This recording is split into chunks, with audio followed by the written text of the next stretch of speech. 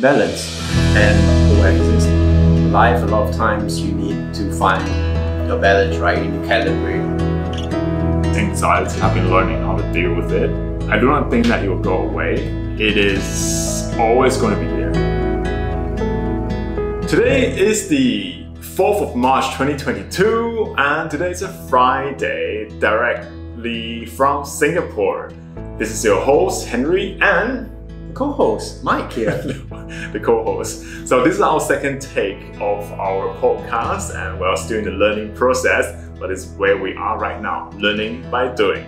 So right now it's about 5:36 p.m. here right now in Singapore. You can still see the sunshine sipping through from the window and we're doing our second episode. Are you excited? Of course, it's a new journey, right? The second episode. Do you have a rough idea what's the word for this week for you? Yeah, balance. Balance. Life, a lot of times you need to find your balance, right? You need to calibrate. On top of work, really, I in fact continue for my CrossFit and yoga class. Yeah.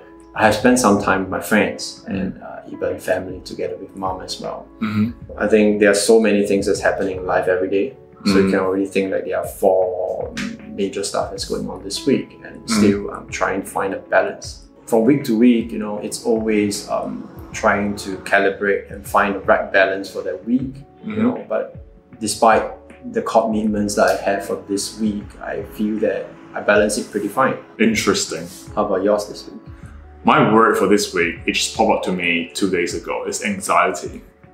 What about anxiety?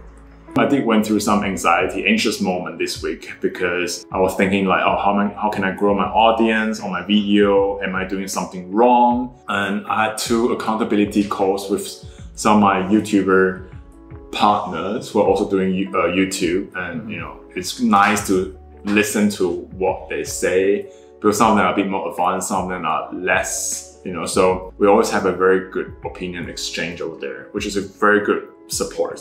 But I think at the end of the day, you have to be kind to yourself that, hey, it is okay, it's a journey. And through this journey, you learn through the whole process, right? Yeah, and sometimes I think overthinking it too much doesn't really help. So what I find is that the most important thing is just to do it. And then you can tweak it whenever you can. And that's it, that's how you improve. Anxiety, it can be externally and it can be internally when you look at it. So externally is that when you put yourself out there, we're constantly comparing yourself to others or to the benchmark, what other people are doing.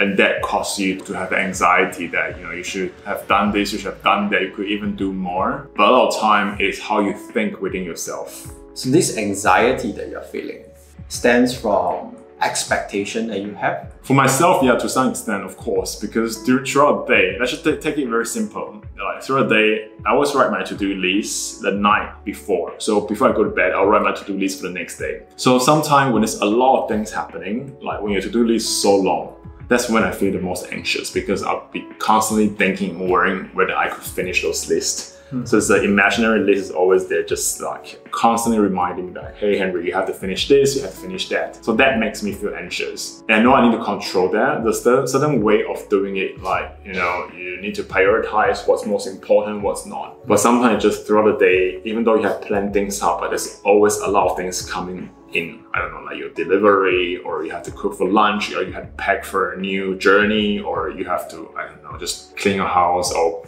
post some package or stuff like that. It's good to kind of time block it, but there's always that 20 to 30% you can't really control. It will happen as it happens. I'm working on it to be less worrying about that. I'll just tell myself that if this is not done today, it is still okay. At least I have covered A to C, item 1 to item, I don't know, 3.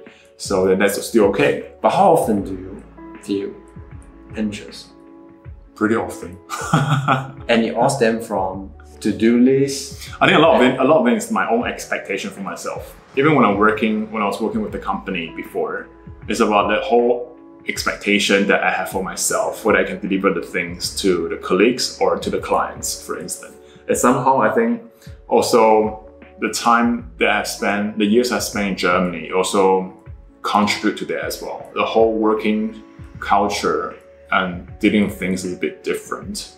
So I think that it combines with who I am as a person, my own personality. It can't just contribute to the whole anxiety thing to another level. So there's certain techniques that can be used to reduce that anxious feeling.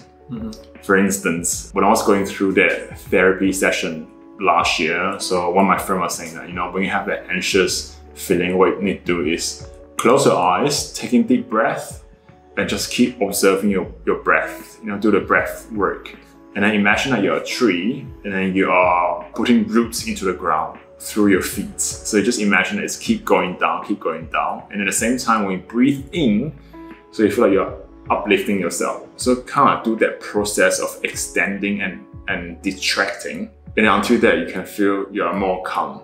So another good trick is to count your breath. And what really helps me as well is also going through sports, because every time I do that, it helps me to relax more. Like since I'm tired, exhausted, I have more capacity to be calm, like naturally, and then I can think clearly. Another way I like to do it is through journaling, like to really write down what I was going through or what am I going through at those moments.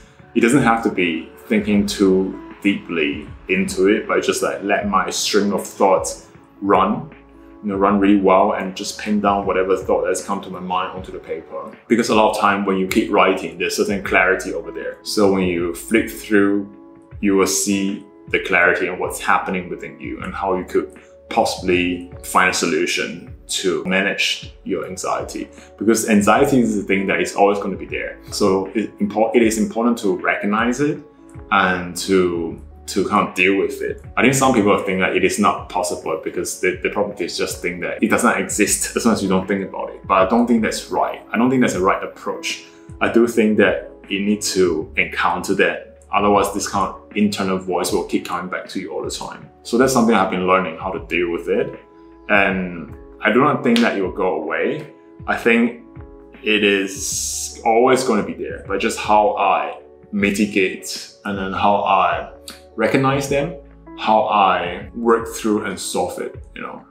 Probably sometimes there will not be 100% answer for it, but at least I manage and live by with it. So the word here is coexist. This is the devil that you'll be facing for the rest of the journey ahead. And you're just trying to find the most suitable way to coexist with this as you find balance. Coexist, yeah, to some extent coexist, but I won't call it a devil as well, because I think I'll just call it a challenge, because sometimes it's a good thing to check on yourself that where your progress is as a person. My immediate question to your response will be, what's the overarching framework that you have to approach this? That means dealing with your expectation, because that will have a result of how much anxiety you're going to have. It's a balance. So that's what I say. I recognize my ego and then my ambitions are just there. So how I can recognize that, how I can accept it, how I can let it go for some part is very important. So it's a matter of time, I suppose. For me, the reason why I ask is I have a framework, an overarching approach. I choose to focus on key big things. As long as I achieve key big things, doesn't matter what the time horizon is, be it whether it's a single day or a week or a month or whatever. As long as I hit that, I'll be fine. So I will not beat myself over just because I did not achieve a certain thing. As long as I'm able to get the big thing that I've set out for the day, the week, the month, then I'll find peace. So that framework or that approach I have essentially allows me to constantly calibrate. Give me an example for something that just, you know, with the time frame, how do you do it? Let's just talk about CrossFit, right? I think when I went into CrossFit last week, the main motivation, the reason I have really is to be healthier, right? And I know that it's scalable adjustment that we talked about in the previous previous episode. So I know that these are the cornerstones.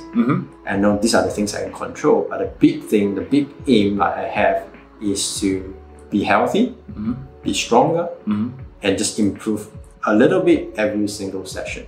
Right. There will always be coaches, instructors, peer pressure that will come. The coach will tell you, hey, do more, load up more weights, right? The yoga instructor is going to tell you, hey, push a little bit more, put in more effort, stretch a little bit more. The peer you will look at the peers around you when you're doing, they'll be showing you, hey, I can load more. And your ego will kind of take over and say, okay, I need to do that too, right? But a lot of times, this is intuitive in my mind already, that I will somehow always take a step back. What am I here for? Okay, I know the reason why I'm here. As long as I achieve this thing, that's fine. I will not let the peer pressure, the ego take over myself, or the coaches tell me. That's fine. I mean, that's something I can control myself. But how about things like work and this professional level, like clients-wise or your colleagues-wise? How do you deal with that? So a lot of times when it comes to dealing with like the professional stuff, if you're on a project, there'll be deadlines, right? So this deadline will have major deliveries. So that delivery is non-negotiable most of the time. So that becomes my major stuff. So any other thing that the colleague have or whatever will not be the main priority. My priority then will always be deliver that thing. So I don't load myself with other things unnecessarily. I understand that, and that's easily said and do, because I remember when I was working in a corporate, there's definitely like project you have to deliver for sure, and there's always time for it, and you have to achieve a milestone, time frames and stuff like that. There's no doubt. But then apart from that, there's always so many other research or whatever it has to be done, and it has to be delivered as well. So when do you actually find the time for it? When do you actually do things like that? There are always a lot of things that's coming through. Can you do this? Can you do that? I mean, I understand that you can say no to it, but then you also have to make sure that when you say no, how would that actually affect you in terms of the project, future project possibility? So you're saying it will be other people's expectation on you, therefore you have the expectation to deliver. Does it link back to ego? Partially linked back to ego, but also partially it's in a macro environment. How do you function? How do you go about doing things like this? I mean, I can easily say no, I'm not going to do that because I have a project right now and there's a client I need to face. And that's what my focus is. But then everyone else is having a project, having a client. But why is that they can do, you can't? There's a few things that's going on here. Because naturally when I encounter such situations, I will then talk to, on a very immediate level, I will talk to the manager. Whoever that's in charge, about this. Hey, my plate is full, really, I can't. And this is the main thing that's important. So I'm focusing more on this. So I will always make sure I communicate that across. Then on the other front, it's about the team that you're working with.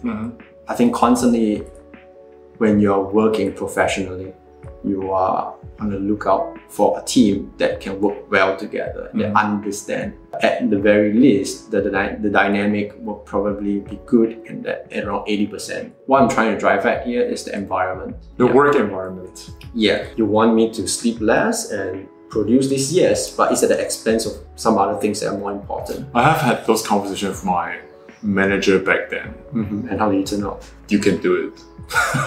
Just as that's a very bad mental shit. Looking back, yes. Then there was a point where that was for me, whether I suck it up and keep doing, which I did.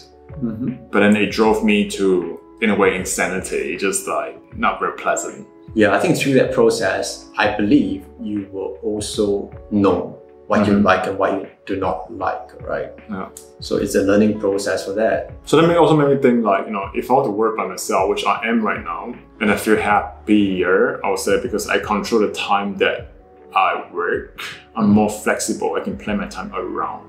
But then it's a skill of achieving, you see. And this is when majority of time where my anxiety kicks in, because part of me was thinking, is it enough what I'm doing?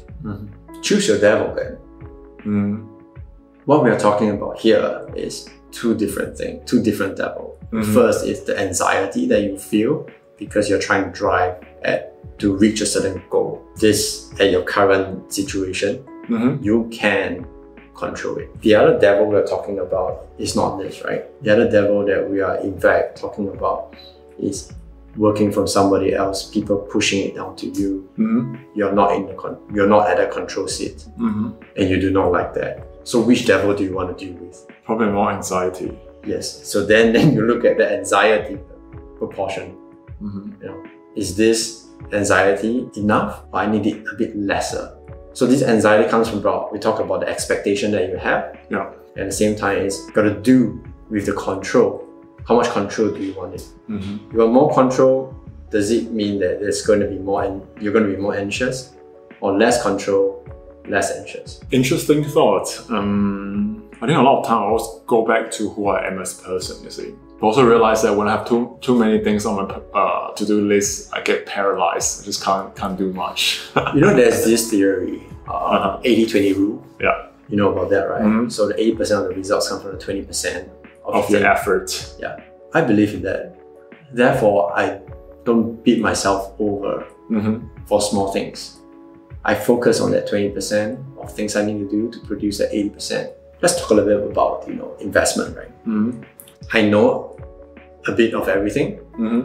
And like you for yourself, I believe your fundamental analysis is very solid. Top it up with the technical aspect of things and even what the market behavior is currently like. This thing is about, it's not about me spending the 80% of the time trying to deliver the 20% of the result I want. I just need to spend the 20% of my time doing what I do best and what works for me. That's it. What if the clients will ask these questions? I could possibly answer that, but I didn't because I did not inform myself well. Seems to me that there's this word that you care, which is perfectionism, right? So what I'm really driving at is this perfectionism as a flow thing. In many things you do, it's always good to strive to be perfect for every single thing you do in life. Be the perfect son, be the perfect chef, be the perfect content creator, be the perfect CrossFitter, whatever you name it. But you're human, right? You cannot afford to run at 100% all the time. I'm working on it for sure, and it's a lifelong process, I suppose. But it's something for you to think a bit more, because there's just one example I gave. I mean, there are many other things, that I apply this 80-20 and try not to be a snapshot perfectionist, but rather a flow perfectionist. I do agree that the internal part, you can manage that properly. And that's something I'm learning for a while now. But I also think that not only my external environment, but also my internal expectation of myself. I do recognize the issue, but I find it hard to let it go. It takes me a longer time to let it go. Be it relationship, be it professionalism, or be it your own expectation for yourself. Depends on the topic itself. So that's the part that I'm learning more to let it go. Wait, before we end, what's your word? Do you want to confirm that for this week? Is it still balance? Yeah, balance for me still. Okay. Mine, I think anxiety is there. That's my word for the week. But I think more of the solution based, I think would be coexist. How do I manage that? Yeah. So if you have to choose a word to really describe, to conclude this coexist. Coexist. So the word for this week will be coexist and balance. Yeah, I think so. Stamp of approval. All right, ladies and gentlemen, thank you very much for your time that listening to this very point. I hope you guys enjoyed that. Should you have any opinions or points that you'd like to raise, welcome to write in the comments below. At some point, I'm sure we'll read that. Even though right now we're trying to figure out how to get this thing published, but it's a working in progress thing. Thank you, and we shall see you next week. See you. Ciao, hasta luego. Oh, sorry. Oh, that's probably not very good for the sound effect.